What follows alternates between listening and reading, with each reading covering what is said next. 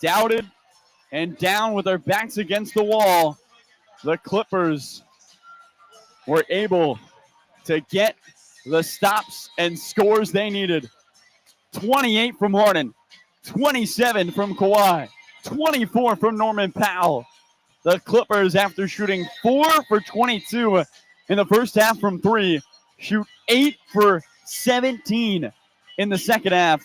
And for the first time this series, the team that outshot the other wins the game. Adam, I can't wait to hear your thoughts, but we have to go to break. So I'll see you in a few. The final score here at Intuit Dome. Clippers keep the season going with a 111-105 win. And we will talk to you on Saturday. But as of now, don't go anywhere. Adam Oslin's got all you could ask for next on your Clippers Audio Network.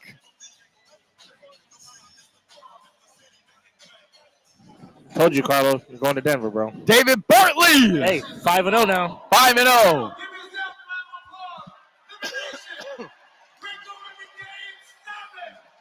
Game 7. When do you leave? Tomorrow. Exactly. That's exactly where I was going coming back in here, Daniel. It is on.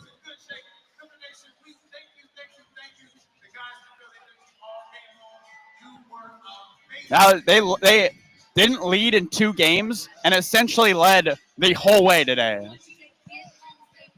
It's just play Nico.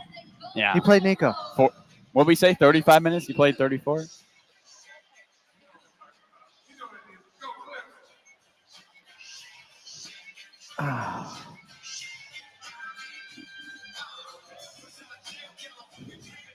Let's put those together then. Miscellaneous combo. Hey, Carlo, we're good with this, right? Yeah, we're done. Appreciate you.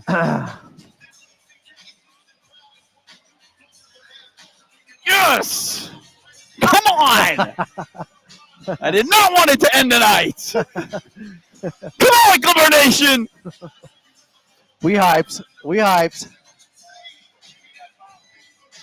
Boom!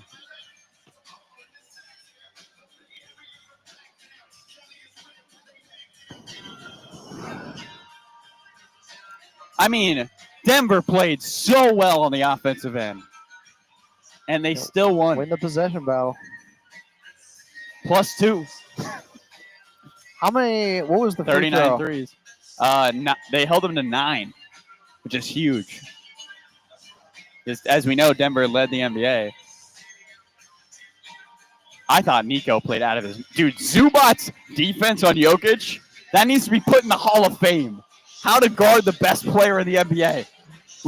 Some incredible it was unbelievable. And they shut down Murray, too. The second, yeah, after Murray the first did quarter. nothing in the second half. He didn't do anything after the first quarter. He had that 1 3. That was it. DJ came in, then Nico stayed in. Credit Russ. He just That continues was some to amazing ball. defense. Russ missed a huge layup. 7 turnovers. Yes, Denver, please keep playing Russell Westbrook. We appreciate it. Well,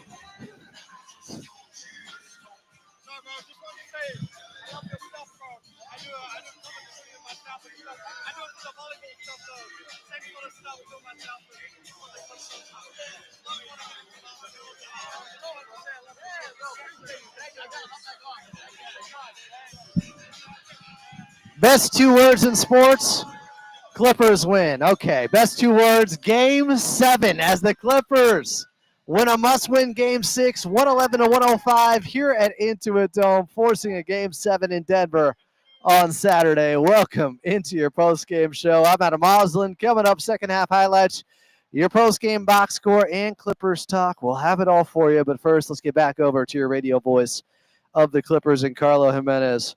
Carlo, I don't know if I've ever seen a more impactful 6 points because the stat line never tells the story with Nico Batum and what he was able to do in this ball game, and the trust from Coach Lue to go with his guy when the going got tough. It paid off.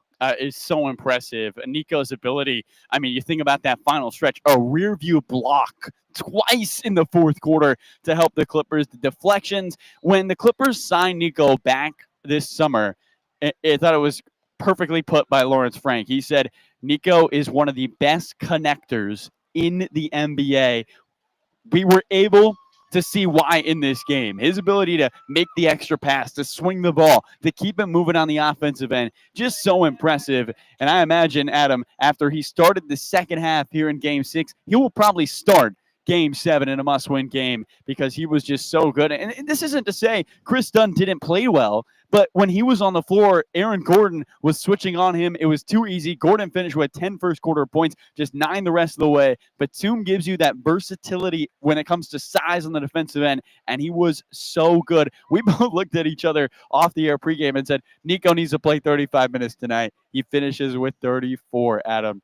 Nico Batum is 36 years old. He's playing in his 17th year in the NBA, his 19th if you include Europe in professional basketball, and he just continues to be one of the best. I don't even know, can you call it playoff risers? I mean, he does this in the regular season, but just the ultimate glue guy, Nico Batum. It is impressive. Yeah, Nico Batum making a huge impact in this ball game.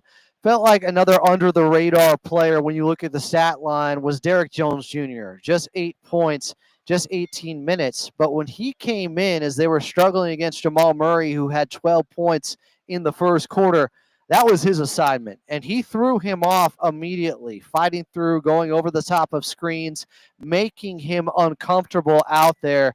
DJ, a big three-pointer also in the second half.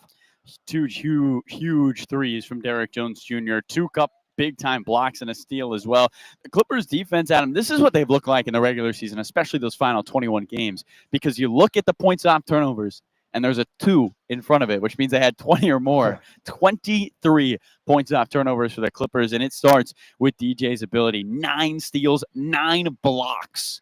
18 stocks tonight for the Clippers. I mean, I'm buying right now. I'm buying that stock. That was impressive. Backs against the wall after a heartbreaking Game 4. You get blown out in Game 5. And Ty Lue walks in the media room today and he says, I feel good. And the rest of us are looking around like, oh, well, I'm glad he feels good. And the Clippers prove that they know they have the answers to the test. And we had mentioned it, Adam, but Denver shot better than the Clippers. In this series, the team that has shot better has won every single game. Denver 52% from the field, 40% from 3. The Clippers 50% from the field, 31% from 3. And yet, it's the Clippers who come away with the win. They truly did it, Adam, with the defense and their ability to take advantage of second chance opportunities, 17 second chance points, an impressive win. And now you get a Game 7 for all the marbles. I hope James Harden can repeat this performance because without him in this ball game, the Clippers might have been down by 10 in the first half with how hot the Denver Nuggets were. It was James Harden who had 21 of his 28 points in the first 24 minutes and only missed about 90 seconds, I think 85 seconds to be exact, in this ball game. Yeah, he had a minute and 25 seconds of rest in the first half, and that was it. And he didn't score much in the second half, but 8 assists, the ability to get 6 rebounds. And what he does is he really just allows this Clipper team to calm down on the offensive end. He truly is an orchestrator with the orb on that side of the ball, finding his teammates, getting out in transition. I thought the Clippers, and you pointed this out, they really had an intention of pushing the ball in the second half. They wanted Denver to run. We've talked about it, but Adam, when you look at the minutes per played in the playoffs so far, Jamal Murray 2nd, Jokic 4th, Christian Brown 11th, Aaron Gordon 14th. Then it's Harden 18th, Kawhi 20th. So Denver, of the top 6 guys when it comes to minutes played per game in this playoffs, in this series, 4 of their 5 starters are 1 through 4, and then it's Harden and Kawhi 5 and 6. And we had talked about how well is Ty Lue playing the long game here? Is he trusting that his guys can have enough legs late? And you look at the box score for Denver in the second half, Nikola Jokic, 5 second half points after he looked unstoppable in the first half. And a lot of that is credit to the defense of Ivica Zubac's play. Yeah, Big Zoo was great, especially in the second half defensively. The blocks, the recoveries he had. Somebody else's man gets by him. The offensive rebound from the Denver Nuggets, and he ends up coming through with a big block. But I think part of the game plan was, and we saw this back in 2021, and we've seen this against Luka Doncic many times, is if you guard Jokic one-on-one in the first half, yes, he's going to get some buckets, but that is still taxing. Yeah. And he was settling for 2-pointers at least and not knocking down 3-pointers on the Clippers. And eventually, I think with how much the Clippers were running in this ball game, Jokic started to find those tired legs. That's what the Clippers have been looking for some time. So we will see this chess match. It's gone back and forth all series long to lead to a Game 7 on Saturday. But Coach Lue has been holding his guys back from playing heavy minutes. But when it came down to a must-win game like this, he was playing their stars big-time minutes and then also went to his ace in the hole in Nico Batum. No better time to do it.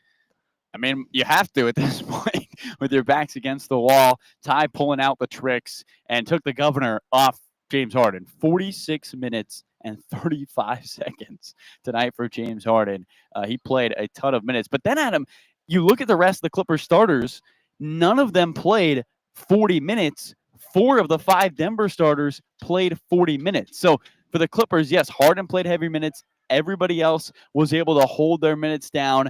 And for Denver, once again, I mean, everyone's playing heavy minutes for the Nuggets. I thought the Clippers did a really good job taking Michael Porter Jr. out of the game, taking Jamal Murray out of the game in the second half. Gordon did not play well after the first quarter. He was 1 for 6 from the three-point line.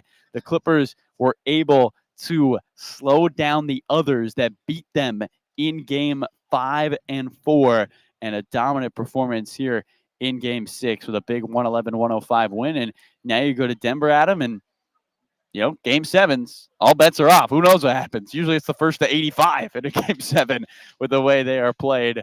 It will be a fun one, as we mentioned. 4:30 tip time for that one. 3:30 pregame for the Clippers versus the Nuggets.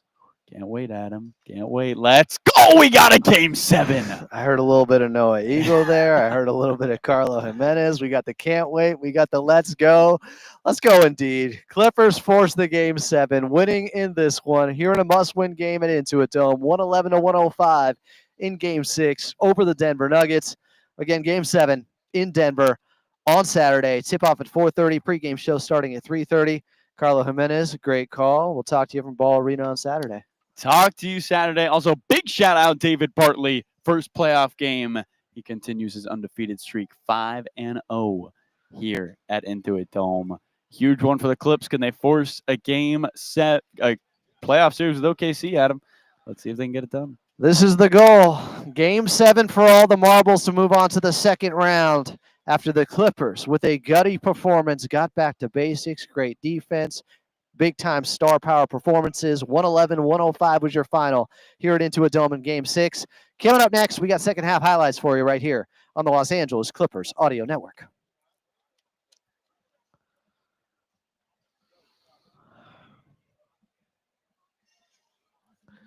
Thanks, Daniel.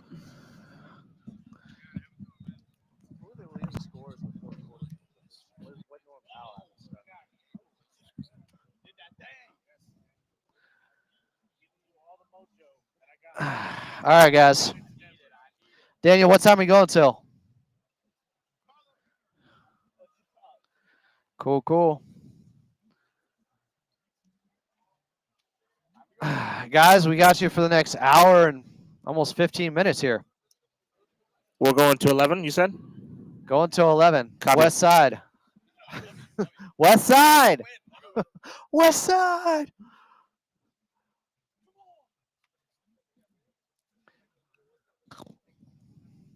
Let's go, baby. Game 7. I ain't sleeping the next 2 nights. Chris Taylor, double stats. I'm proud of this team. I'm proud of Coach Lue going with Batum. I tweeted out what I said over a month ago about how Batum when the going gets tough, needs to be starting, needs to be playing. It finally happened. It's the difference to me in this game. Aaron Gordon, it wasn't Dunn's offense that was letting them down so much as the defense and just being too small out there with offensive rebounders like Aaron Gordon. It's just too difficult.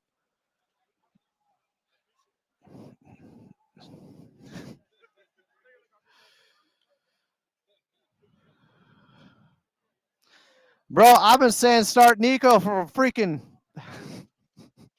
a while.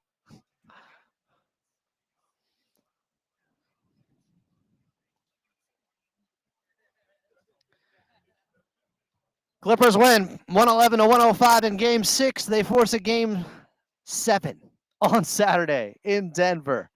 Tip off at 4:30, pregame show at 3:30. Coming up, we'll get your phone calls on Clippers Talk, 866-987-2570. Let's get to second half highlights. Clippers led 58-57 heading into the third quarter. James Harden had 21 points in the first half. Kawhi Leonard had 13. And the Clippers just kept coming in that third quarter and opened up the lead.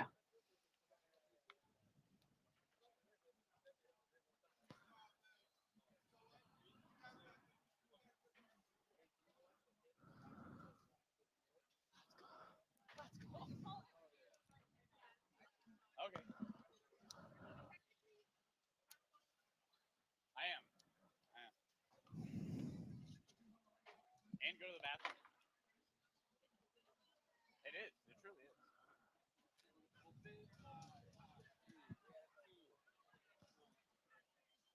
Norman Powell with a big throwdown with two hands there. Could have been called a foul as well, but he had 11 points in that third quarter. The Clippers led by 11 heading into the fourth at 90-79 and found a way to out-execute Denver late.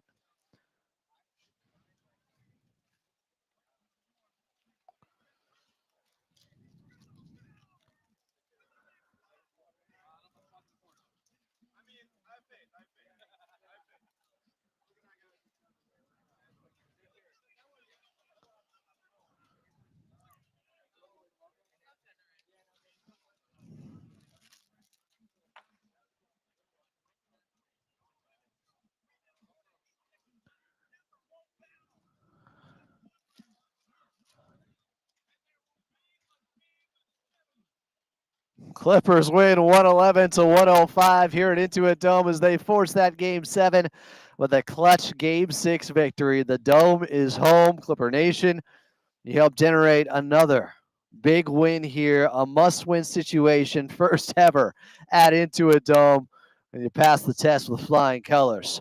Clippers tipping off in Game 7 on Saturday from Denver Ball Arena at 4:30 Pacific Time. We'll have your pregame show at 3:30. Coming up next, your final box score right here on the Los Angeles Clippers Audio Network.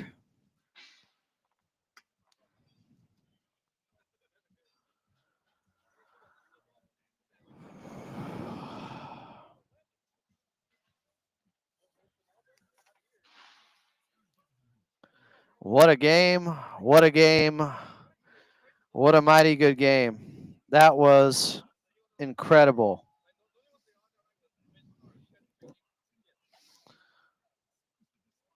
Woo!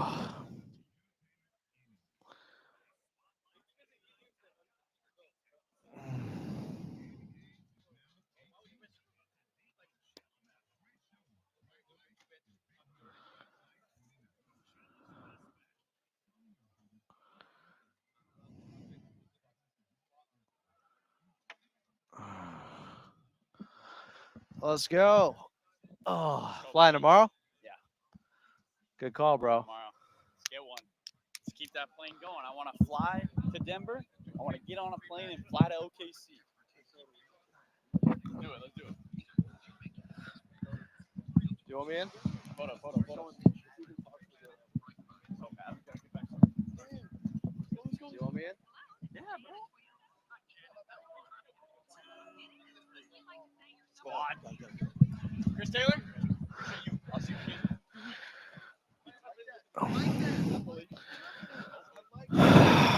All right, Clipper Nation. That was exhilarating. So apparently, Michael Porter Jr. in his 24 minutes was a minus 24. Wow. Chris Taylor, our statistician, had that. That is incredible. Let's go.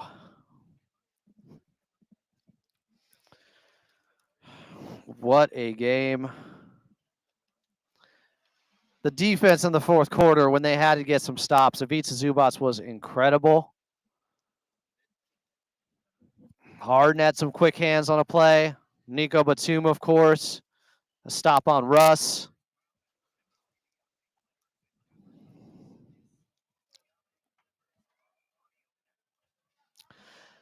Clippers are victorious in Game 6 here at Intuit Dome, 111-105, as they force a Game 7 back in Denver on Saturday. Tip-off at 4:30, pregame show right back here at 3:30. I'm Adam Osland. It is your Clippers post-game show. Coming up on AM 570 LA Sports, we'll have Clippers Talk. 866-987-2570. 866-987-2570 is the phone number. Clippers ended up shooting 50% from the field. They were 43 of 86. The Denver Nuggets were 44 of 84. So they shot a slightly higher percentage at 53%.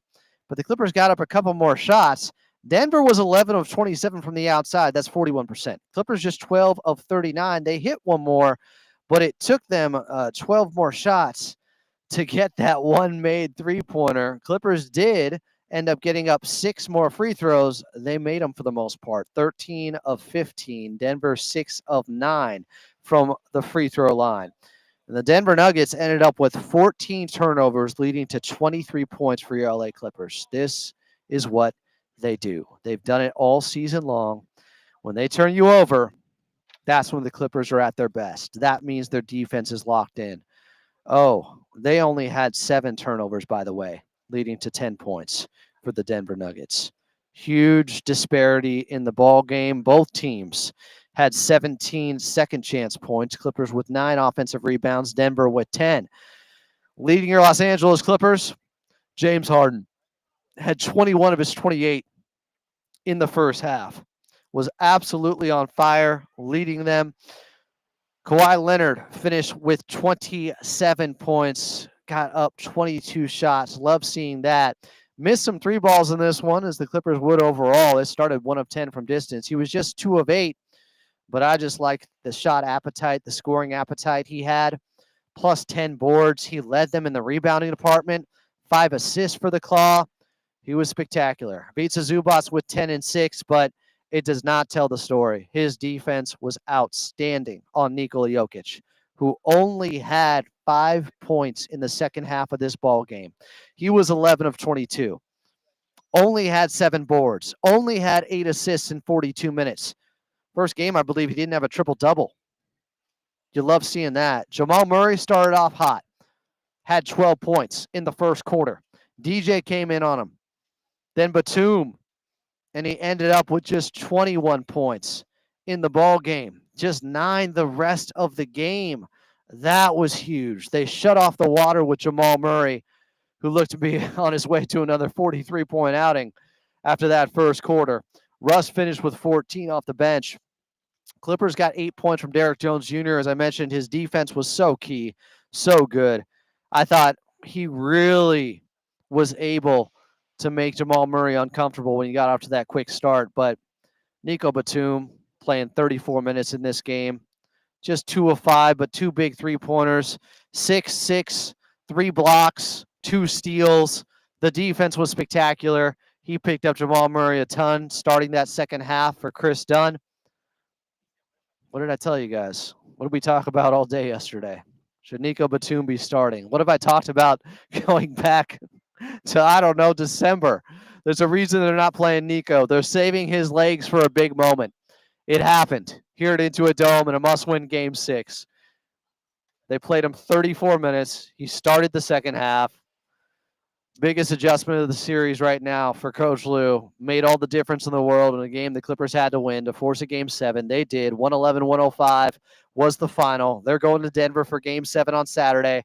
Tip-off is at 4:30. We'll have your pregame show starting at 3:30. Outside of Los Angeles, we are leaving you until then. In LA, do not go anywhere. We got Clippers talk coming up on AM 570 LA Sports.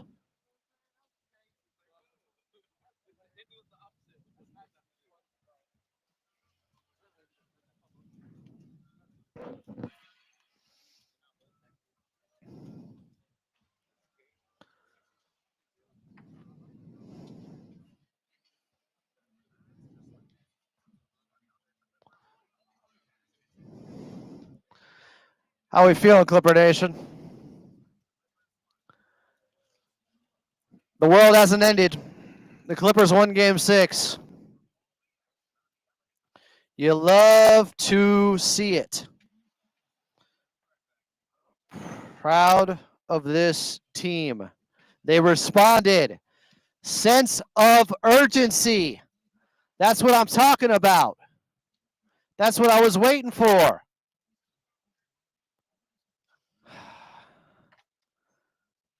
Nico Batum starting.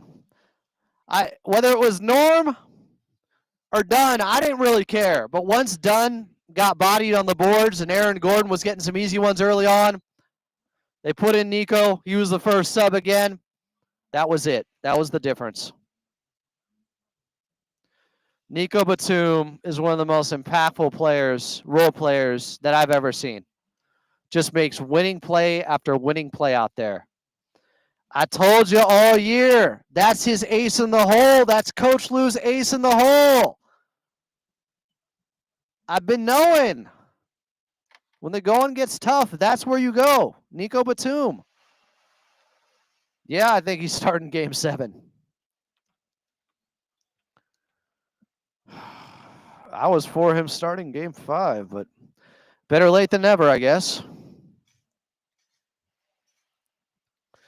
Hey, let's not forget, Dunn has helped them in this series. Don't give me this cut Chris Dunn stuff. Dunn was important in their 2 wins. He was good in Game 1. It's okay. They need a little bit more size out there right now as the game is going to probably come to a screeching halt, and it's going to be a complete possession battle in Game 7 where there's going to be misses, and whoever is getting those offensive rebounds and whoever is cleaning the glass on the other end is probably winning that game. Whoever wins the rebounding battle is probably winning that game. Where was Simmons? He didn't play the second half of Game 5. Where were you?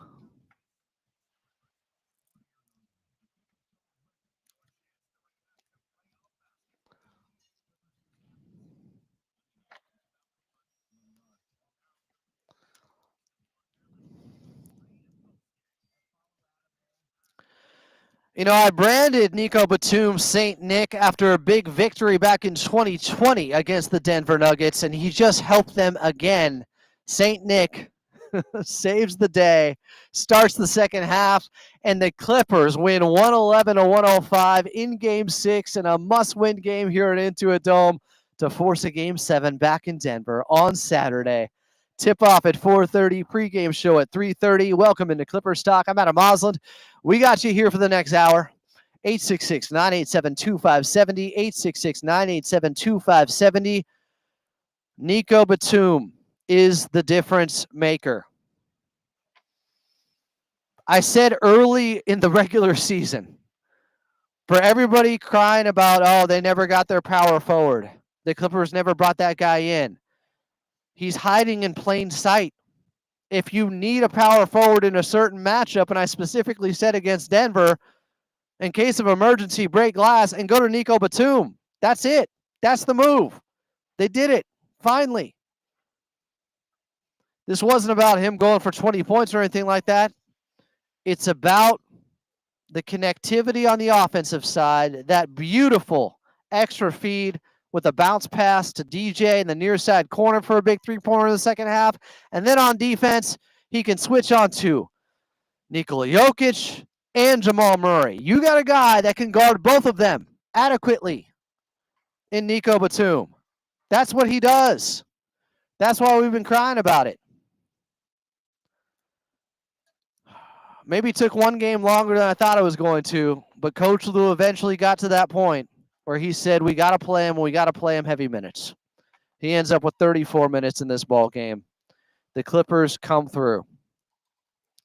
They out-execute Denver when they had to. They got stops when they had to. Ivica Zubac, this was one of the best defensive games, maybe the best of his career given the stakes. Incredible. Jokic with just 5 points in the second half. Jamal Murray, just 9 points in the second half. He had just 9 points after the first quarter. This Clippers team got back to basics, got back to doing what they do best. After a game where they gave up 130, they gave up just 105. The defense showed up. The sense of urgency was there. James Harden answered the bell. After all the talk after games 4 and 5, he showed up and had 21 of his 28 points in the first half. And the Clippers were only up by 1. Denver wasn't missing. Harden was matching them offensively. Harden was getting downhill relentlessly. The Clippers started 1 of 10 from 3. At one point, I want to say they were 2 of 14 or 2 of 15. But they didn't settle. They got into the paint.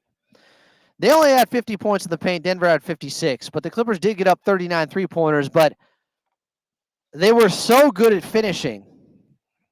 When they got inside the three-point arc in the first half, it held up their offense. As much as they were missing, they were finishing beautifully. I mean, Norman Powell, that two-handed dunk in transition in the second half, got into it, dome out of their seats. He was fabulous. And we'll talk more about him after a 10-second station identification here on AM 570 LA Sports.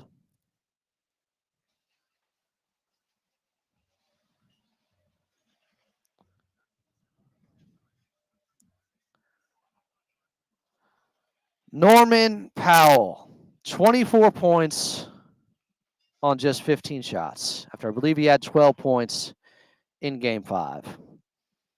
They didn't bench him for Nico. They ended up benching Chris Dunn. Not because he was so miserable out there. He was 1 of 4, 0 of 3 from the outside. I think it was more about the size difference and Aaron Gordon going at him early on. And that has been really the X factor in this series, I think, Aaron Gordon's play for the Denver Nuggets. He still finished with 19, but the way he has punished the Clippers on the boards, and of course with a pretty key and historic offensive rebound leading to a putback dunk to win here and into a dome in Game 4, what he has been able to do with his hustle plays while scoring the basketball, he's been incredible. You've needed to counter that for some time.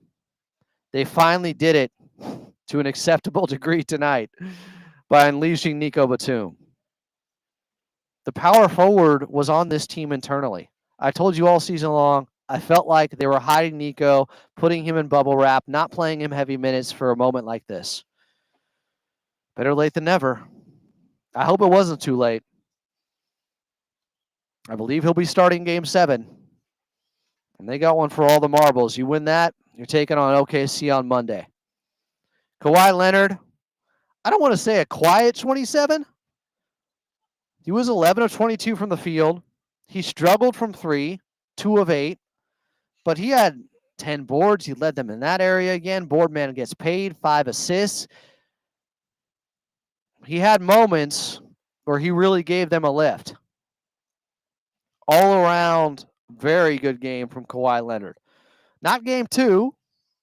But an all-around, very good game from Kawhi in a must-win situation. So you get Norm, Kawhi, and James Harden all going for 24 or more. Zubac's only had 10 points, but his defense was out of this world. He had 2 blocks on 1 possession down the stretch against Nikola Jokic. I can't say enough about the job he's done in this series. And Denver wanted this game. I know it's not groundbreaking. They desperately wanted this game because after they won Game 5 to go up 3-2, what was all the questions coming their way? It was about, from that Denver media, what happened last year losing that game 6 on the road by 45 to the Minnesota Timberwolves, and then eventually losing that game 7 back at home. They played with a level of desperation late in this ball game. The Clippers did leave too many wide open threes for my liking in the fourth quarter. Christian Brown, he hit a couple. Denver made a push, but the Clippers did respond when they had to. It was a 5-point game late. Christian Brown hit a couple of free throws. Clippers turned it over out of the timeout. Jokic picked it up. But he then missed a layup. Ball goes flying around. Eventually, it's picked up by Kawhi Leonard, who smartly, well, he might have been able to go at Jamal Murray in transition, slowed it down, made them intentionally foul, and the Clippers ran through the tape. It was uncomfortable at times. Maybe the biggest shot of the ball game was the Norman Powell three-pointer off some great ball movement to make it 110 to 101 late. Norm was talking to the crowd. I don't know if he said, "This is our house." He was hyped. It was good to see. He had a great game. And so you go Nico Batum for Chris Dunn to start the second half. And Dunn didn't play afterwards. Last 24 minutes of the ball game, I believe. So you're not putting him in for Norm to lose anything offensively.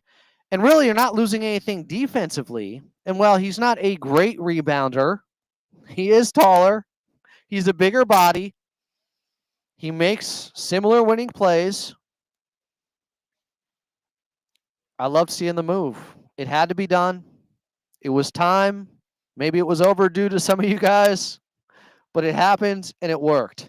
And now you wonder if Coach Lue was playing the long game. We shall see. Because Jamal Murray and Jokic were gassed in the second half. They combined for just 14. The Clippers got out and ran, and I think it was intentional, not just because of the turnovers that were going on, but they wanted Jokic to run. They pushed it with pace. This looked like Clippers basketball. This looked like what we had seen all season long, with how good they were creating turnovers and being opportunistic with fast break points. They ended up with just 11 of them. They were also fouled at times, and those didn't count towards fast break points as they were going up. They forced the issue. When they couldn't hit threes, they got downhill and got whatever they wanted. James Harden led that drive downhill attack. Loved seeing it. The Clippers knew they had to have it, and they played with the level of desperation we were missing the last couple of games. Urgency was there. I'm sure being back at Intuit Dome obviously helped in this one. First must-win game ever here. Clippers want to know in those situations now. A little bit of history. I knew Denver was going to make a run late. The Clippers held on. They executed well. A lot of positives. A lot of things to take away from this ball game and be hopeful about a game 7 on the road. The pressure shifts to Denver. Both teams will be dealing with it. Game 7s are wonky. Expect a lot of misses. Expect a lot of 50-50 balls. Who wants it more? Refs usually swallow the whistle, but the big adjustment came. Nico Batum started the second half. Expect him to start game 7. We'll take a quick timeout. We'll come back. More Clippers talk after they win a must-win game 6. Here at Intuit Dome, 111 to 105 over the Denver Nuggets. I'm Adam Osland, and you're listening to AM 570 LA Sports.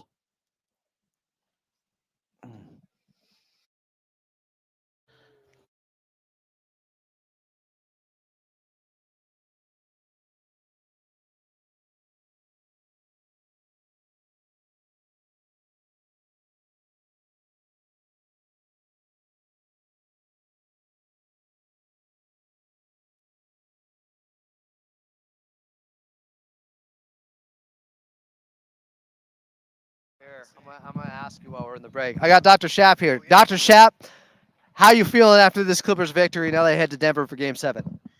I'm feeling good. I think that the Nico move, whether it was for Dunn or for Norm, and I think Norm's just downhill like decision making was too good in the first half. I think Ty from his post game presser was kind of waiting to play this move and getting that spacing out there. He did mention wanting to have a small ball lineup in the DeAndre Jordan minutes, so James could essentially have nothing but shooters around him. It would have been hard kind of putting Dunn in that lineup. It's just really hard having a non-shooter in those small ball units, but I think that the Nico move, Nico Batum has been this team's best fifth guy for years. And I think playing that hand and even playing Dunn as a bit of the free safety in the first quarter, I think it was a setup for seeing how Nico could do it. I'm so happy that they're playing him minutes. I've been waiting for them to play him minutes. And shout out Chris Dunn. I don't think it was anything that Dunn did. He missed a few threes in that first half, but ultimately, I think they leaned a little bit offense, and Nico's just that guy. I don't want this to turn into, oh, Dunn's the reason they're down 3-2 or something like that. That is not the case. He's actually a reason why they won 2 games in this series, because the reason they're down 3-2, the Stars didn't play well the last couple of games. That's not on Chris Dunn. Right, Dunn won them game 2. I think he was arguably the second most important Clipper after Kawhi, but I think that this is a team game, and ultimately, when you're 5th through 8 in the rotation, and there's just a lever to press, you swing that lever, and I think that's where it's at. Yeah. Good to see you. Clippers win 111-105 in a must-win Game 6 here at the Dome. The Dome is home. Just got some thoughts off air from Dr. Shap, who was in the building tonight, from the Lob, the Jam, the podcast, and 213 Hoops. If you were listening on the YouTube side at Clippers Talk, you get some special bonuses like that. Bonus basketball. Clippers are able to win and push elimination back another day. Live to die or live to play another day. Hopefully, now with a little bit of momentum and a huge adjustment, they can find a way to win in 7 in Denver. Tip off Saturday at 4:30. We'll have your pregame show back here at 3:30. I am really proud of this group and the way they came out tonight, and especially James Harden. Because, guys, he was my player to watch, and everybody was waiting to see if he could bounce back and perform in a game like this after what we saw the last 2 games. This is why I say, like, it's not like Denver played him much differently tonight than they did the last 2 games. It's just, if you're a star, you got to play through that. You got to find a way to win anyways. That's what he did. He's good enough to get 28 no matter what the defense is. He showed it tonight. But he was instrumental in so many ways. His passing, his diming. But there was a level of attack from him and aggression to get to the hoop like we hadn't seen the last 2 games. And maybe, at times when he did do it, he wasn't getting calls. I don't think he got a great whistle in this game either. That's okay. Play through it. He went 5 for 5 at the charity stripe. But this was something where he drove down the lane, I think the second possession for the Clippers. Didn't get a call. Ball went out on Denver. Kawhi was short on a 3 after the Clippers got it back on that possession. You could just see the intent was there. Then eventually he got a bucket in transition over Jokic early in the first quarter. This Clippers team led early. Unfortunately, Denver would push things and have a lead heading into the second. After 1, it was 28-25, and a lot of that was just Clippers couldn't hit anything. 1 of 10 from 3 to start. With great looks, wide open looks. Nico missed a no-dip 3 late in the first quarter. The Clippers started 11 for 13 inside of the three-point line in the first quarter, but were just 1 of 10 from 3. Harden had 6 points, though, in the first quarter, or 4 points. Kawhi had 6. Norm had 6. And they're only down 3 heading in to the first, while missing some really good looks. To start the second, Kawhi, Batum, Bogey, DJ, Harden. But I should probably say, Nico came in for Dunn at the 5:20 mark of the first quarter. And the rest is history.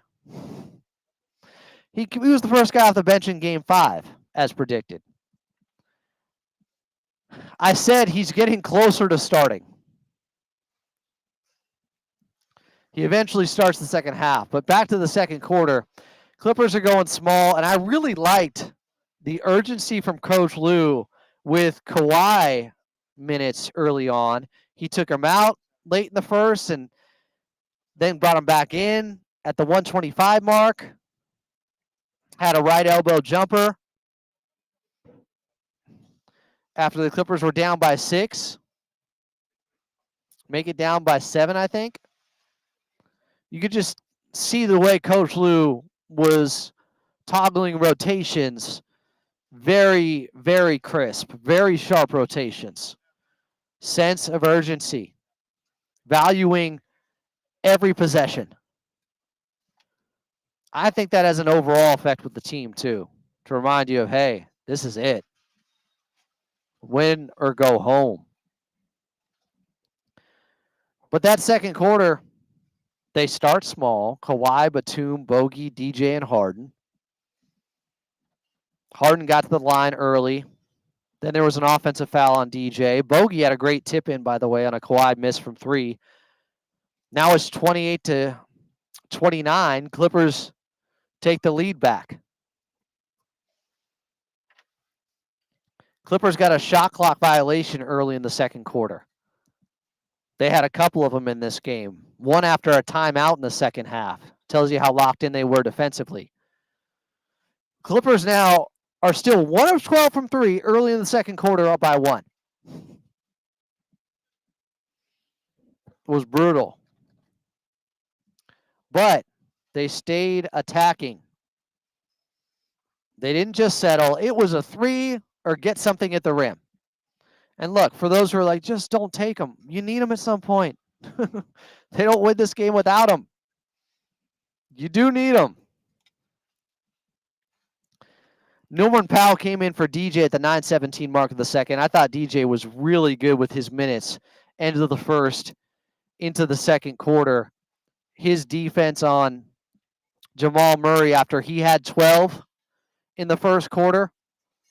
That was the guy who really was carrying over that 43-point performance in Game 5 and stayed hot. Got too many easy ones. Got 2 easy looks to start the game. Didn't like seeing that. Made me think, uh-oh, he's going to get comfortable.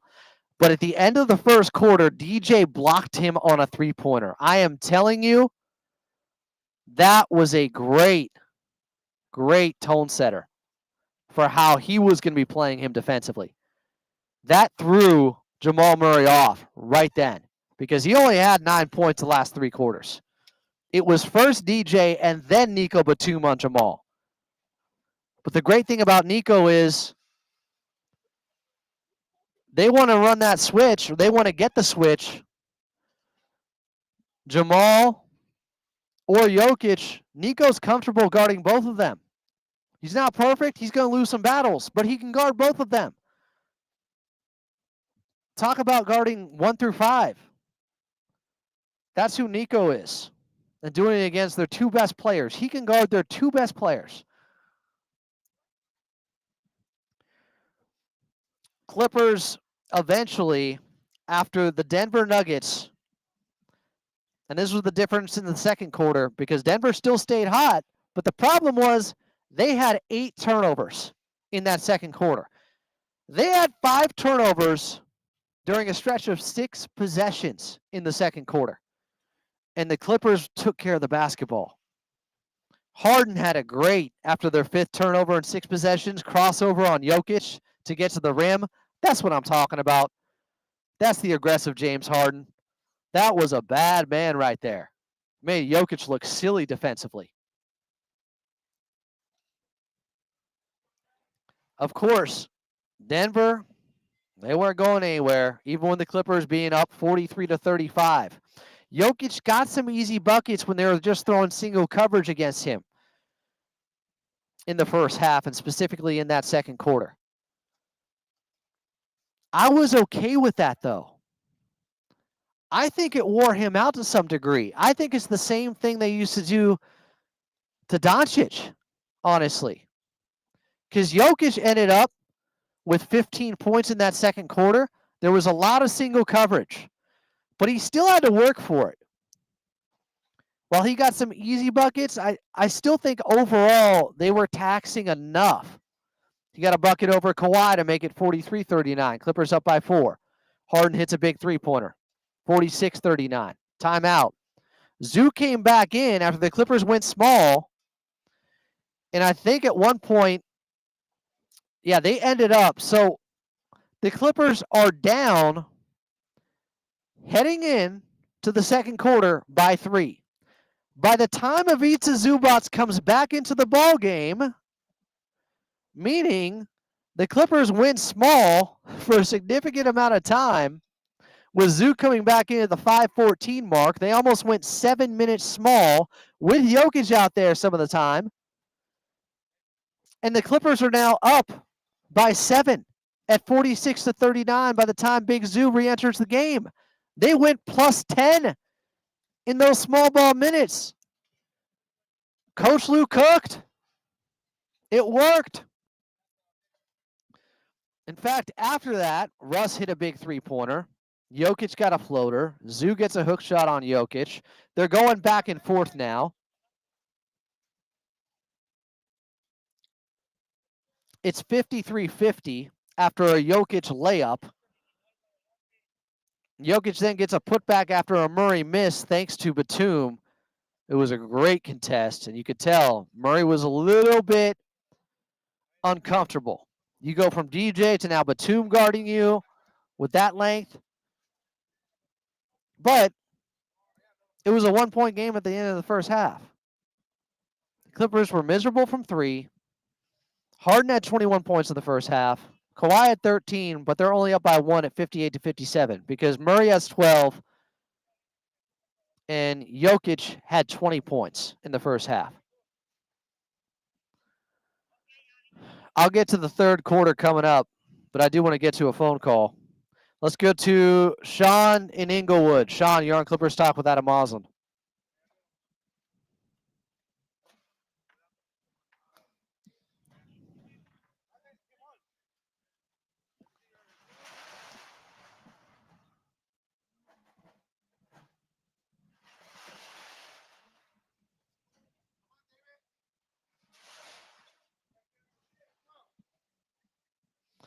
Yeah, Nico's Mr. Fantastic.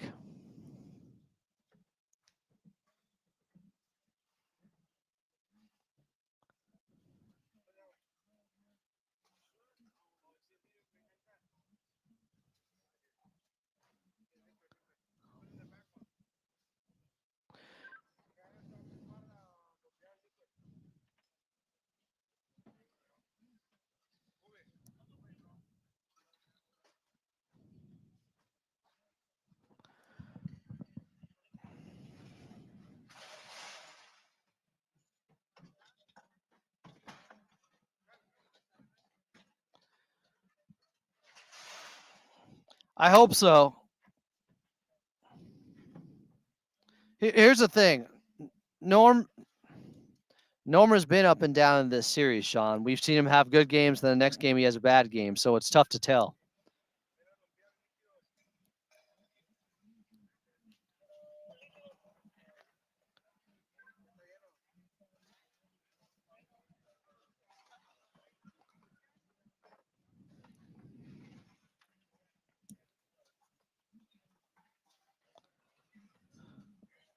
Mm-hmm.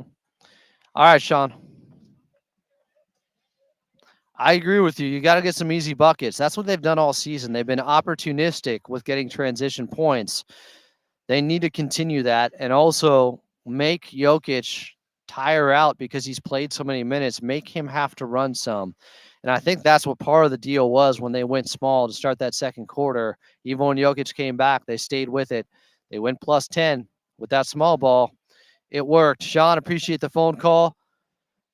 In the third quarter, we saw Nico Batum out there. We knew he was starting. Chris Dunn was out. It's okay. Chris Dunn has absolutely been huge for them at times in this series. This whole idea of like, oh, Chris Dunn was the problem. See, that's not true. As Dr. Shap said, he might have been the second best player for them in game 2. He was huge for them in game 2 when they got that win. Obviously, the main guy was Kawhi in that game, but Chris Dunn, he has been a part of this. He has had his fingerprints on this series. It's just an adjustment now for later in this series, and it makes a lot of sense. Of course, immediately, the Denver Nuggets get an easy layup as there was nobody rotating on the backside with Christian Brown out there getting downhill. But Jokic picked up his third foul on Norman Powell after that. Then Batum hits a three-pointer in the third, 61-59 Clippers. Brown misses a three as Kawhi had a nice closeout on the other end. Norm floater. Clippers up by 4. Norm was doing work in this fourth quarter. Aaron Gordon misses a three. Kawhi hits one of his 2 3-pointers over Michael Porter Jr.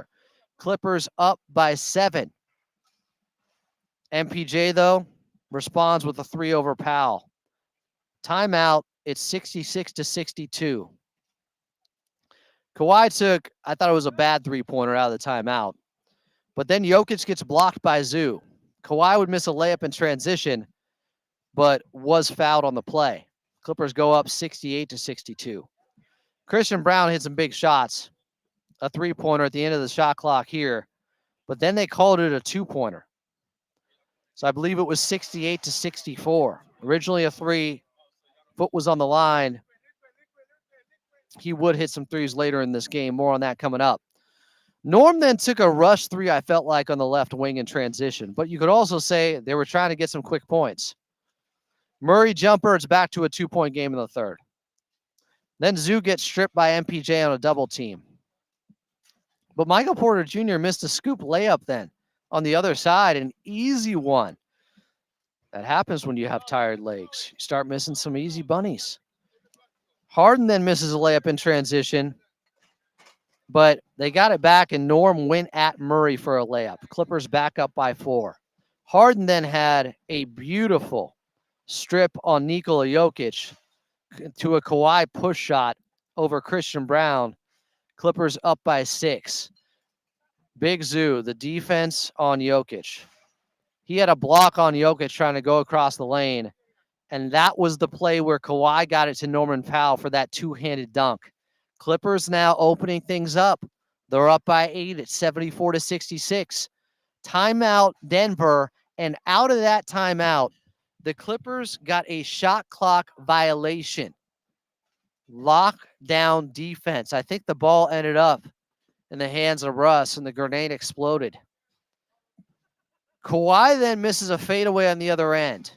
And I don't know if this was the basketball gods finally giving the Clippers a break, but the ball bounced around awkwardly and ended up back in the hands of Kawhi somehow for a big right-handed dunk after that.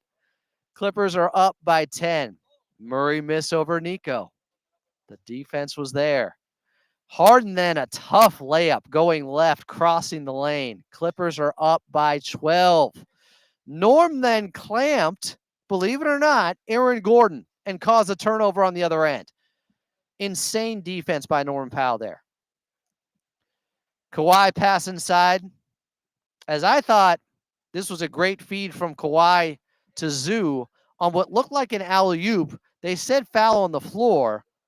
Russ intentionally fouled him. It ends up being a side out. Nico then misses from 3, but there's a tip out by Zoo. It was beautiful to Norman Powell, who drove and got the layup. 80-66.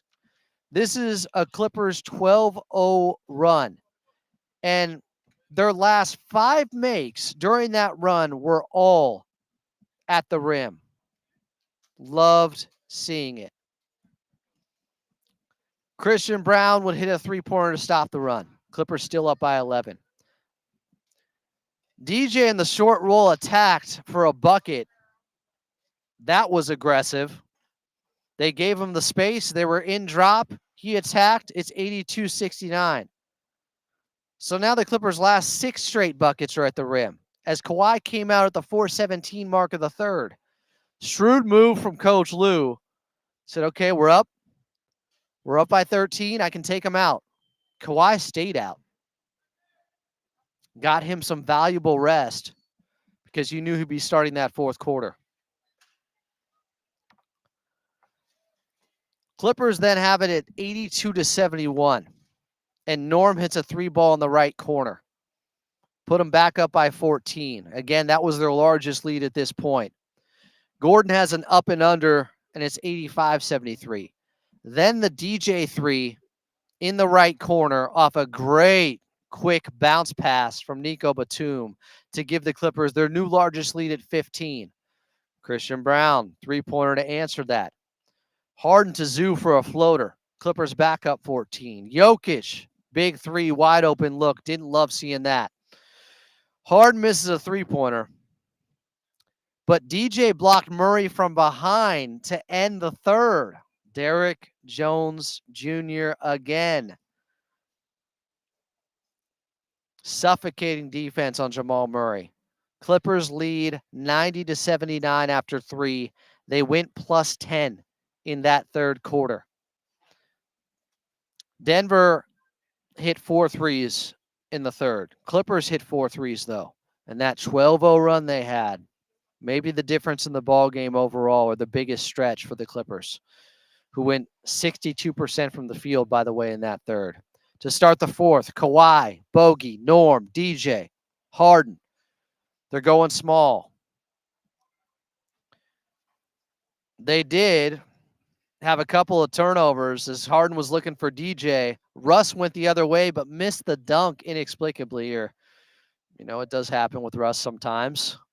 But Peyton Watson was there for the putback, so it's a 9-point game. Kawhi then stayed aggressive and hit a tough mid-range shot at the free throw line. Clippers back up by 11. MPJ and 1 with a foul on DJ on the left block. It was kind of a tough call, but he would miss the free throw. Clippers up by 9. DJ then missed a double clutch layup on the other end. I thought he made it harder than it needed to be, but there was some good defense there. Murray then missed a pull-up on the right elbow over Derrick Jones Jr. Harden missed on the right side, but then got the ball back for a putback on the left side. It was a great effort play. Follow your shot, kids. James Harden crossed the lane after the miss. It was like a game of 21 tip-it. Missed it on the right side, put it up on the left side. Clippers back up by 11. Then DJ has a steal on a pass to Russ underneath. It was a great defensive play. Kawhi to DJ on the other end, 3-ball. 97-83 is the score. Murray layup. Kawhi, mid-range, mid-post, far side jumper. 14-point game again. Murray 3 over Bogey. If it wasn't DJ or Batum, he wasn't scoring much in the second half. Only had 9 points in the second half. Kawhi then got blocked on a layup by Watson, who was waiting for him. Bogey fouled Jamal in transition. I actually thought it was a good foul. They were about to get an easy bucket. Jokic and Brown come back into the ball game at the 8:36 mark. Batum then comes back in for Norm next to Bogey, Harden, and Kawhi. Russ missed a 3 out of an out-of-bounds play. It was last touched by Denver then as guys were fighting for the basketball, and Harden hits a 3 on the other side. Clippers are now up 102-88. Timeout Denver. Out of the timeout, Murray turnover as Nico deflected it. What stellar defense. Bogey would miss a 3 on the other end. Watson was short with a jumper on the left elbow the other way for Denver. Then Harden lost it. Kawhi picked it up, missed a 3 long. There was an outlet. Russ to Watson, who missed an easy one. The ball bounced around Russ eventually got it for an easy basket to make it 102-90. Just a chaotic sequence. Bogey, big time three. Big game bogey. Put the Clippers up by 15. Murray misses a jumper. Peyton Watson rebound and put back. Kawhi misses over Jokic. I didn't hate the shot, though. It was a tough shot. Short corner, near side, well contested, but it told me Kawhi was staying aggressive out there. Russ layup, though, in his 11-point game. Timeout. Out of the timeout, Harden, Powell, DJ, Kawhi, and Batum are out there. Batum misses a three on an open look generated from James Harden. Jamal looked a little bit hurting and grimacing, bringing the ball up the floor after the rebound. Jokic floater, 105-96, 9-point game. Coach Lou then looked at the bench and said, Zoo, get up. He saw that floater from Jokic, sense of urgency. Zoo, get ready. You're coming back in. He came in at the 4:12 mark for DJ.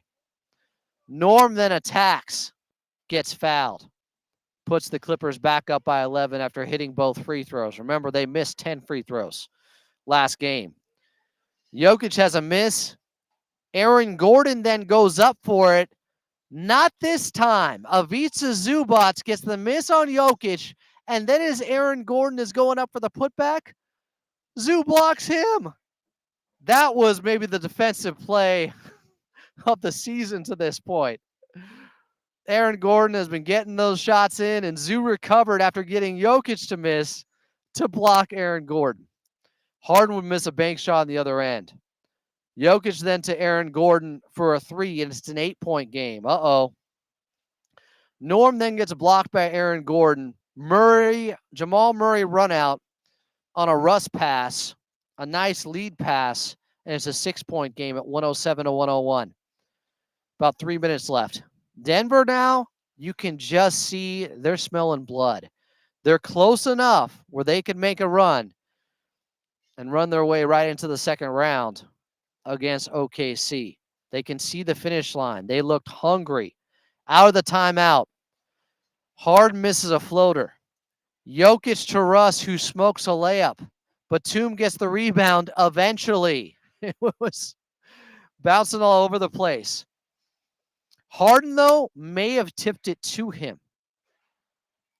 Jokic, I think, thought he had it, and Harden was behind him and may have gotten the tip to Nico Batum on the scramble for that basketball.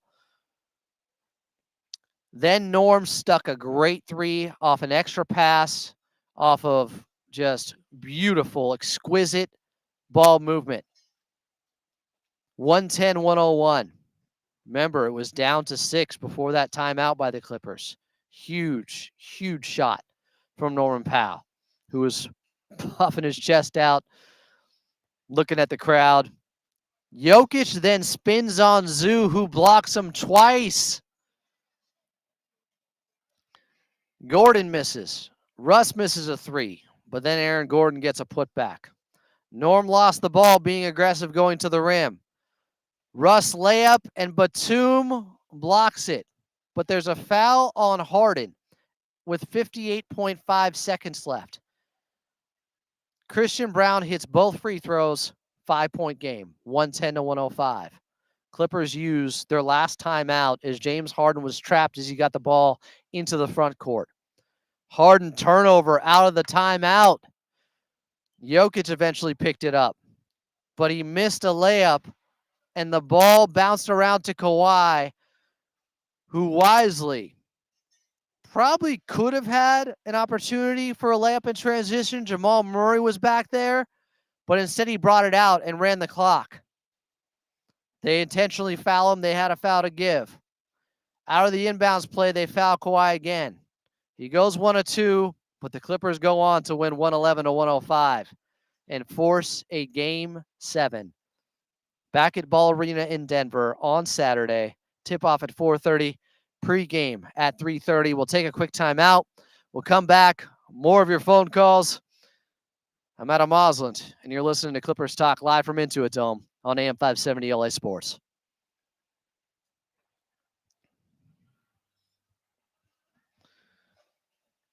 Zoo was insane, guys. Zoo was incredible with those defensive plays. The one where he stopped Jokic and then blocks Aaron Gordon going for the putback, incredible. And then the 2-block possession on Jokic after that, outstanding. Zoo is different.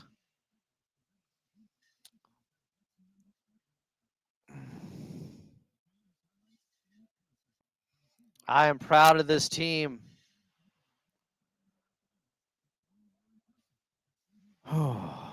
People showing me love for calling the Batum move. I put the video out there at Follow Adam May if you guys want to see it. But I said this over a month ago. The Nico Batum move was coming. Hopefully it wasn't one game too late.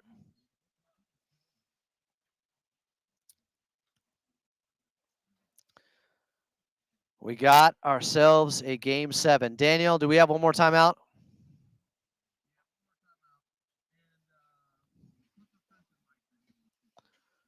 All right. Clipper Chris is up next.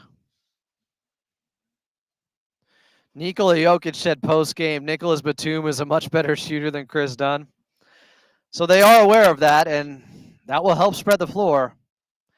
James Harden did speak tonight. He answered the critics. I'm interested to hear that on the way home. Should we do some Clipper Talk after dark, guys? What do you think? Let's play Coffee and Patty Mills. Yes, I think Batum starts game 7.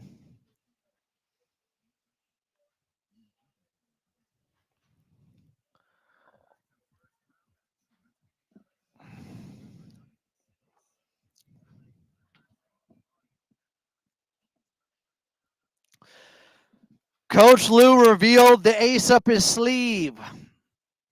It was Nico Batum.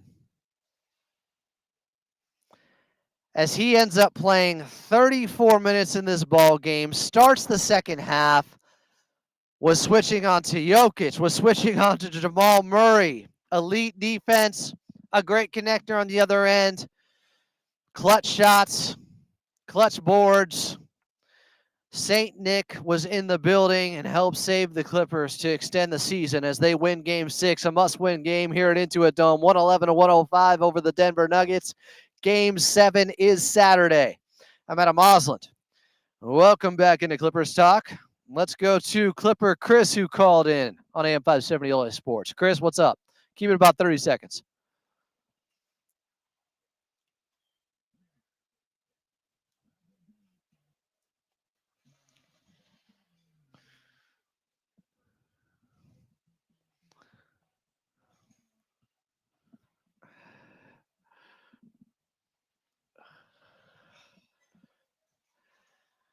Game 7 on the road. They did win in Memphis back in 2012. You're right, Chris. That's a great call.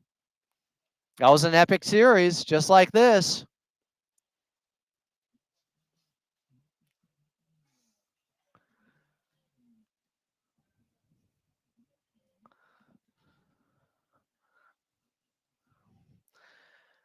That is a good memory on your part. A game 7 on the road. You know what? I might have to use that for my Clippers rewind for game 7 on Saturday. We got your pregame show at 3:30, tip off at 4:30. Chris, appreciate the phone call. Mike in LA. Mike, you're on Clippers Talk with Adam Osland.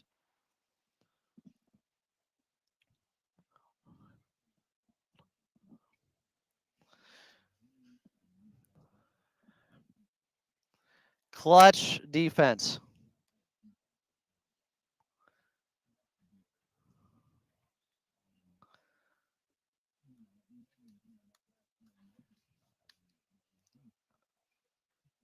Zoo stopped it twice.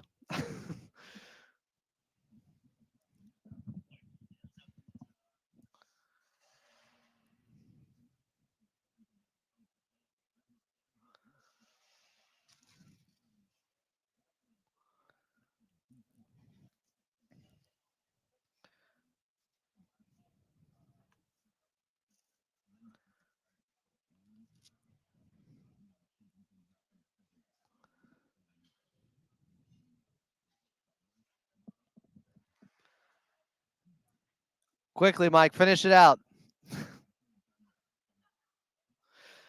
30 seconds, Mike. What do you got?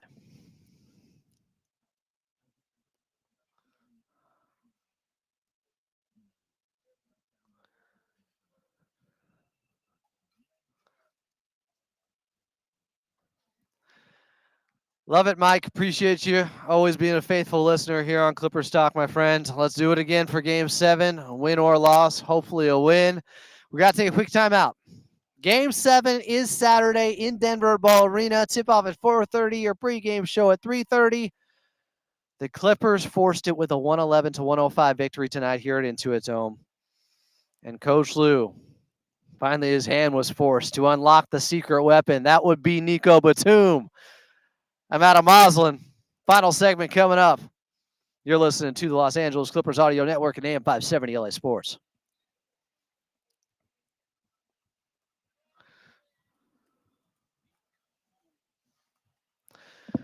Grant, let me interview you during the break. All right. Let's do it.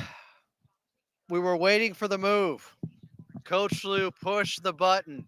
In case of emergency, break glass, play Nico 34 minutes. He did. It was the difference. Yeah, I think all year everyone's like, what are they saving Batum for? Is there going to be a moment where he just plays 40 minutes? We saw it. It took a little bit. It took until Game 6 to at least break that glass. But you guys see why Nico is so important. Adam, there were really people before the season saying, why did they sign Nico Batum to a 2-year deal? Why did they sign him to this low contract? This is why. The fact that they got him on that type of value and what he's doing right now against Jamal Murray, Nikola Jokic, Aaron Gordon, I can go around the list of the Nuggets players that he's guarding. He's doing a fantastic job. That's why you do it. If you got a player that can guard their two best players that are completely different players at the 1 and at the 5, he's pretty special. I'm glad they finally unlocked him. Also in this ball game, a great bounce back from James Harden. That was a special performance answering the critics. Yeah, I posted before the game, I'm sensing a big game from James Harden. And everyone's like, I sure hope so. We got it. And that was the James that we saw in Game 3. That was the James that we really saw throughout the course of the regular season. And that's why you trust the work and the talent of James Harden. I know people were going at him. I posted my hype video of everyone saying bad things about James Harden at him. And I trusted him because I know that throughout the regular season, the Clippers wouldn't be the 5 seed without James Harden throughout the course of the season. So that's why you trust me. He bounced back quickly. Norman Powell, big third quarter with 11 points, big three-pointer in the fourth. That's why you don't give up on guys like that because he's going to keep shooting. He's going to keep trying to attack. And when he attacks the basket, that's the norm that you get. Grant, where can they find you? At GMona48 on Twitter. I'm posting a bunch of video, guys. Let's hope we're back at Into a Dome next week. Let's go, baby. Thanks, Grant. Man, Adam.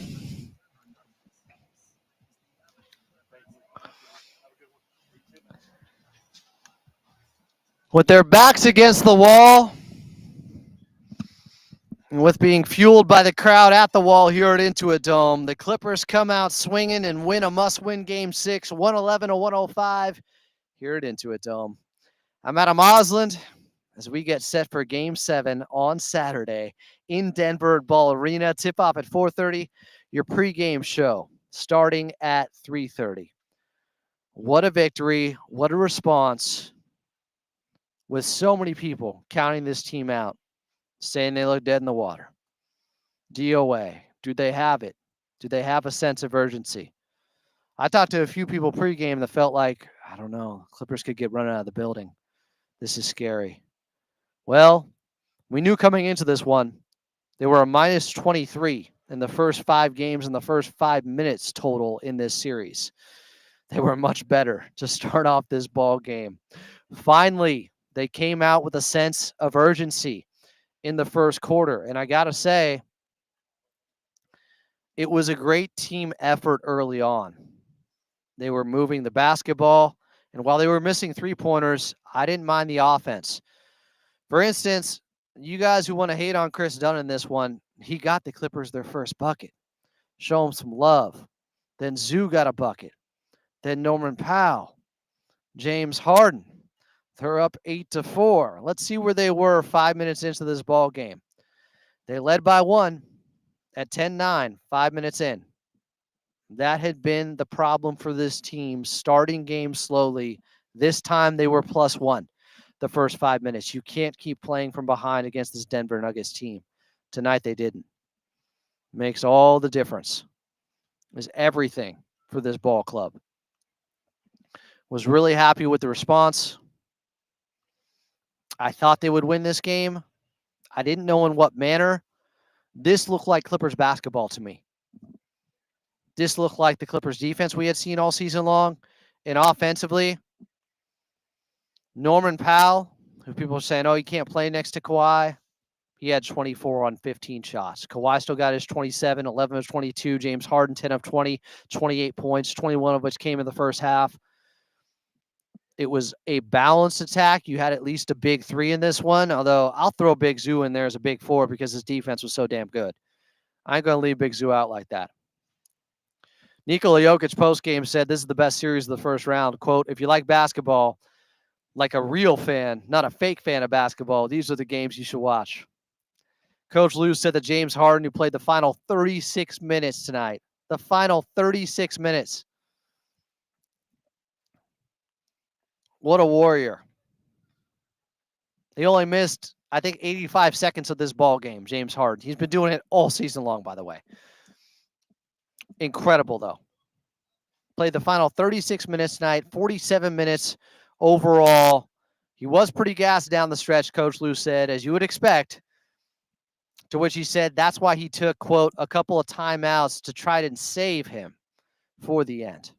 I thought it was a masterful performance from Coach Lou with the timeouts and rotations, by the way.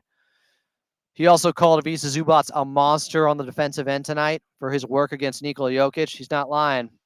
Coach Lou said also, quote, it's about being a team, whatever it takes to win. Just want to say thank you to them, Chris Dunn and Ben Simmons, for staying engaged despite not playing in the second half. Second straight game, Ben Simmons hasn't played in the second half after he had a rough first half in Game 5, but he's been good at times in this series. They have won a lot of his minutes against Jokic. This was the first game where Chris Dunn didn't play in the second half. They got buy-in. They got guys who are willing to do what it takes. Hey, it may not always be your night. Those minutes might not be there for you. That's okay. Stay ready. Been a model for a long time. James Harden postgame about playing big minutes. Quote, got to, have to. It is what it is. It's part of it. Whatever the team needs, if it's 47, 48 minutes, overtime, whatever, I'm going to do it. Nico Batum said postgame, it's Game 7. It's 0-0. It's do or die for the team. Go out there and fight. That's it. Whew. Are you hyped yet for Saturday? Kawhi Leonard postgame said, quote, I'm enjoying every game. I've been on the sidelines the last couple of years in the playoffs, so I don't take it for granted. I just try to cherish every moment and thank God that I'm able to play. We all thanking God that Kawhi Leonard's able to play. Just a steady force in this ball game. He didn't have, a quarter, a crazy explosion quarter in this game, but his presence was felt. That's why I say it kind of felt like an under-the-radar 27, 10, and 5. But it was steady. It was reliable. It was dependable. Kawhi Leonard in this game. Very solid performance, and he might have more left in him for Game 7. We're hoping. He played just 39 minutes. Norman Powell played 39. Zubac just 33. Nico 34. Bogey 20. Third straight game where I thought he was overall impactful. DJ just 18. We'll see if they're just running 8 guys or 7 in Game 7 if Nico starts over Chris Dunn. That's the adjustment I was waiting for. Finally happened. I tried to tell you all. This was the ace in the hole all season long. When things get dire, that's the guy that Coach Lou is going to look to. Hey, if we're going out swinging with Nico. Clippers force a Game 7 after a 111-105 victory here in Game 6 at Intuit Dome. Clipper Nation, pat yourself on the back. You guys showed up in a big way tonight. You helped fuel this victory. Before we get out of here, I do want to thank the Clippers organization. Ralph Lawler, Brian Seaman, Noah Eagle, Carlo Jimenez on the call, Daniel West, our producer, back in the bank. Big brother Jake Warner not here, but D. Bart stepped up in a big way. He's 5-0, by the way, when he's our engineer here at the Dome. A good luck charm, you could say. We'll have to take him with us to Denver. I'll talk to you guys soon. A little Clippers talk after dark later. We'll see. I'm Adam Moslin. At worst, talk to you 3:30 pregame, Game 7 in Denver. Ooh, best 2 words in sports.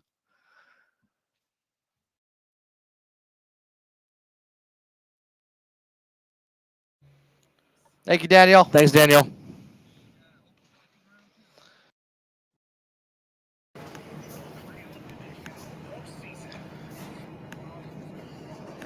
Clipper Nation.